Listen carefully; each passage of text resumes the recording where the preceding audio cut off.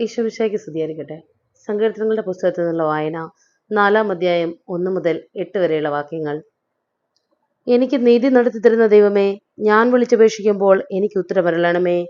ഞെരുക്കത്തിൽ എനിക്കങ്ങ് അഭയമരുളി കാരുണ്യപൂർവ്വം എൻ്റെ പ്രാർത്ഥന കേൾക്കണമേ. മാനവരെ, എത്രനാൾ നിങ്ങൾ എൻ്റെ അഭിമാനത്തിന് ക്ഷതമേൽപ്പിക്കും? എത്രനാൾ നിങ്ങൾ പൊള്ളവാക്കുകളിൽ രസിച്ച് വ്യാജമന്വേഷിക്കും? കർത്താവ് നീതിമാന്മാരെ തനിക്കായി തിരഞ്ഞെടുത്തിരിക്കുന്നുവെന്ന് അറിഞ്ഞുകൊള്ളുവിൻ. ഞാൻ വിളിച്ചപേക്ഷിക്കുമ്പോൾ അവിടുന്ന് കേൾക്കുന്നു. കോപിച്ചുകൊള്ളുക, എന്നാൽ പാപം ചെയ്യരുത്. നിങ്ങൾ കിടക്കയിൽ വെച്ച് ധ്യാനിച്ച് മൗനമായിരിക്കുക. ഉചിതമായ ബലികൾ അർപ്പിക്കുകയും കർത്താവിൽ ആശ്രയിക്കുകയും ചെയ്യുവീൻ.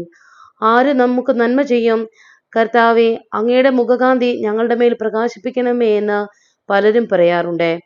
ധാന്യത്തിൻ്റെയും വീഞ്ഞിൻ്റെയും സമൃദ്ധിയിൽ അവർക്കുണ്ടായതിനേക്കാളേറെ ആനന്ദം എൻ്റെ ഹൃദയത്തിൽ അങ്ങ് നിക്ഷേപിച്ചിരിക്കുന്നു.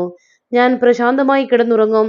എന്തെന്നാൽ കർത്താവെ, അങ്ങ് തന്നെയാണ് എനിക്ക് സുരക്ഷിതത്വം നൽകുന്നത്.